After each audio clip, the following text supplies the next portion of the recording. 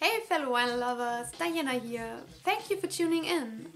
Today I would like to show you some of my favorite hip-hop records.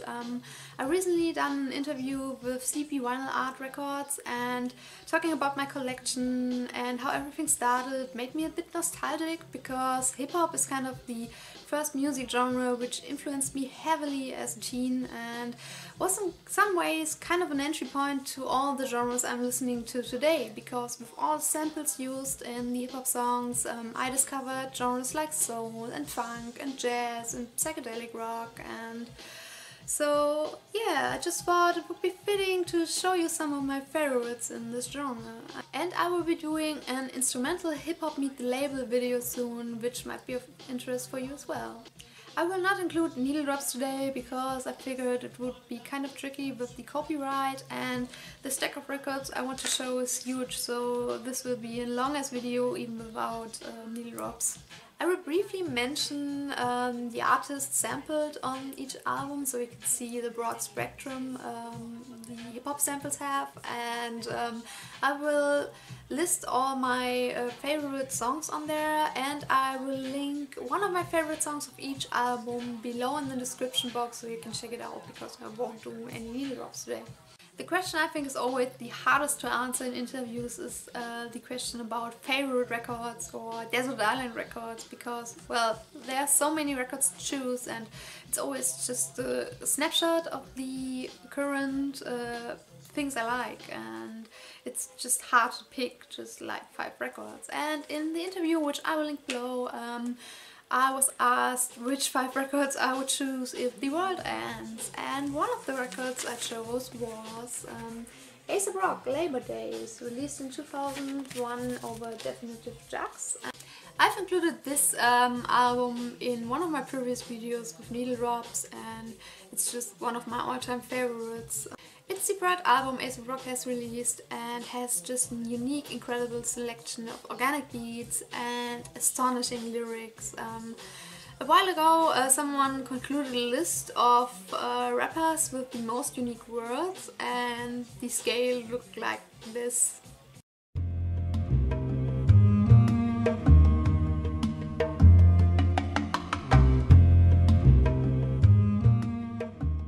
Which I think says everything, and I will link the article below because I found it was a really interesting read. Yeah, I think the track Daylight is the most iconic song on here, but I also love No Regrets. Battery might be my favorite on here, and the 9 to 5 anthem. Examples for artists sampled on here: the flute part of Daylight uses a piece of Tony Scott's Music for Zen Meditation, and also Ennio Morricone and Herbie Hancock are sampled here. The Artifacts, Between a Rock and a Hard Place, released in 1994 over Big Beat Records. The Artifacts consist of Tame One and El Sensei. My favorite tracks on here are Wrong Side of the Tracks, Heavy Ammunition, Lower the Boom and Dynamite Soul.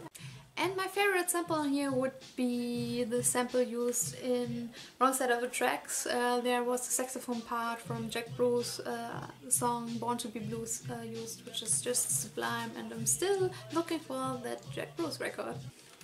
Non-fiction, The Future Is Now, released in 2002 over Uncle Howdy Records. Non-fiction consisted of Ill Will, Sapagrat, Gore-Tex and DJ Eclipse. New York-based group. Favorites on here: Futurama, The CIA is Trying to Kill Me, If You Got Love, Black Helicopter, Strange Universe with MF Doom. Yeah, well, so many songs. Sampled on here, for example, are the Bar Case and Bob James. But Bob James is almost sampled on every hip-hop album, I have the feeling. This is kind of more like hardcore hip-hop with really heavy, break-the-neck, straightforward beats and rhymes, and I just love the artwork. And one of the albums which will be on every hip-hop list ever, I guess, is of course the Wu-Tang album. The Wu-Tang Clan entered the 46 Chambers, released in '93, debut album over Loud Records. Yeah, Wu-Tang Clan is iconic. I don't think I have to say anything about it. It's just one of the most influential and one of the greatest hip-hop albums ever. If I should list some favorites, it's almost impossible because every song on here is just awesome. Like Bring the Ruckus, Clan in the Front, Can It Be, Also Simple, Protect the Neck, The Mystery of Chess Boxing, Cream, Method Man. It's just, they're all great. And concerning samples, there's a whole compilation series out there with the Shaolin Soul selection and all the samples used on here. Some examples for artists they sampled were like Thelonious Monk, Still Johnson, the Jackson 5, and just a whole bunch of others. This is just a gritty, in-your-face album and just an absolute classic, which should be in every hip-hop collection, I guess. And the next one is also a classic and one album that is also really important to myself because in the interview I was asked which was my very first record I bought, and this was Nasty, which I haven't bought in '94 obviously because I was kind of like 5 there, but I bought this when I was 14 and it was my first record I owned. I did not even have a record player back then, but I just wanted to have this album on vinyl because I love it so much. Released in '94 on Columbia, instant classic.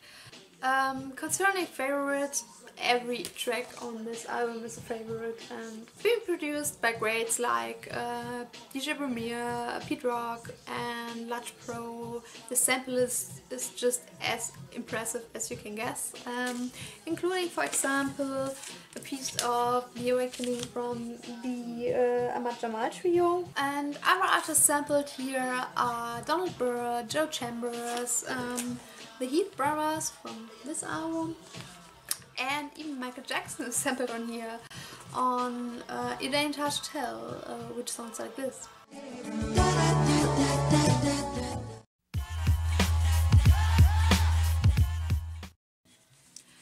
High and Mighty, Home Field Advantage, released in '99 of Rockers Records. High and Mighty consisted of Mr. Eon and Mighty Mike.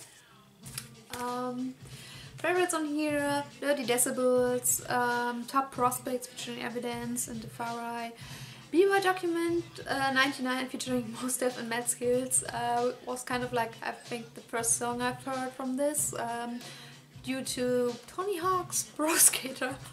And yeah, I will always connect the song to this game.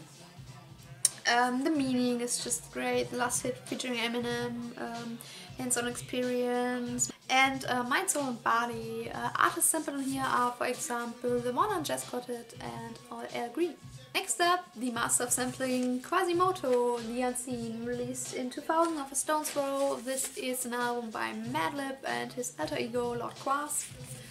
Favorites on here are Bad Character, Microphone Mathematics, Come On Feet, Astro Black and Astro Traveling, and The Unseen of course. And the amount of artists sampled on here is just crazy. We have everything from the Electric Prunes to David Axelrod and Wes Montgomery and Ahmad Jamal again and Mandrill and Don Cherry and Cannonball Adderley, and I mean, Madlib is just so amazing at sampling. He's able to sample Sun Ra and Joe Cocker in the same song, namely Astro Black. Evidence, Cats and Dogs, and this album is vicarious for all the Dire Peoples and Evidence albums because they are all great and I love them. I think Dire Peoples platform is my favorite, but I don't have it on vinyl, weirdly enough. So yeah. This is Evidence' third solo album, released in 2011 over Rhymesayers. Fantastic album with songs like The Red Carpet with Raycon and Rascas, Little Sky with Slug and Ace of Rock, which was kind of like my dream combination, Falling Down, To Be Continued, awesome songs. Artists sampled on here are the Eiley Brothers, Jackson Browne and Peter Tosh. And the next one is playing in the back, A Tribe Called Quest, Midnight Marauders, released in '93 of Jive Records. I've made a Midnight Marauders coffee painting tribute in honor of Five Dog, which you can see here.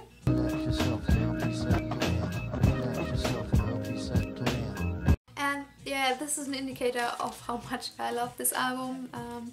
Tracks on here which are awesome are A War Tour, Electric Relaxation, Oh My God, Lyrics to Go, just amazing songs. And a lot of great artists sampled on here, like Ronnie Foster, Minnie Riperton, Roy Ayers, The Meters, Lee Morgan, and then Irvine.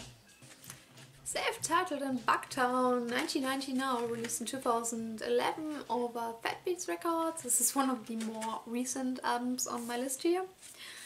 Self-titled, a member of Army of the Pharaohs and Demigods. Teamed up with the producer Buckwild and using some Buckwild beats from '94 and making just awesome songs like Eraserheads, There Will Be Blood, Swashbuckling, Stays in Raw. Yeah, a lot of vocal samples of other rap songs are used here, but I couldn't find anything about the samples used in here. And the next one would be MF Doom with Operation Doomsday, released in '99, and Food, released in 2004. This is a special box set of Operation Doomsday. My favorite tracks on here would be Doomsday in Rhymes Like Rhymes, and on Food it's Vomit, Spit and One Beer. And here everything from Sade to Skull Snaps to Frank Zappa and the Scooby-Doo theme is sampled.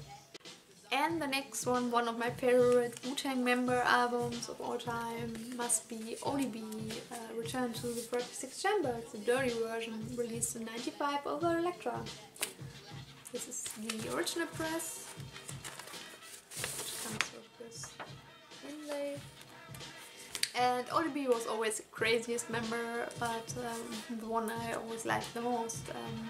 Songs on here which are just amazing are Shimmy Shimmy Ya, Brooklyn Zoo, Rawhide, The Stomp, Snakes might be my favorite song on here. And here everything from Thelonious Monk to Skull Snaps, which are kind of infamous and sampled so much, and to Blowfly are sampled. The next one is also by another Wu-Tang member, and the more recent one is 12 Reasons to Die by Ghostface Killah, released in 2013 over Soul Temple Records. And this is produced by Adrian Young, which you might be familiar with, and has the difference that this is played by Venice Dawn, so everything is live played and no samples are used here. And the music here is performed by Venice Dawn, so this means that the music on here is played by a band and not sampled, so this gives it a really organic and earthy feeling. Yo, Medusa steer, my guns bust the silence. I'm a black vigilante killer, pro-balance is the rebirth. And it's a concept album revolving around the mafia story in the '60s Italy, which is also featured in this comic, which came with it.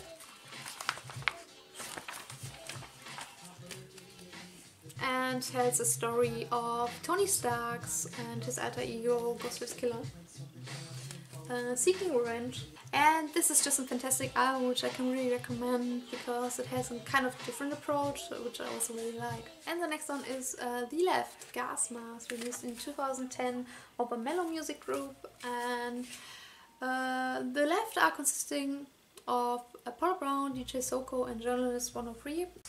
And this album is precarious for all Apollo Brown releases because I think they're all great, and he has also done a remix album of this one, which looks like this, the brown tape. And I was really happy when Apollo Brown emerged in the scene because I think he has a really interesting kind of way to make beats, and really bombastic and epic, but in a really nice way. So yeah, I just love this album.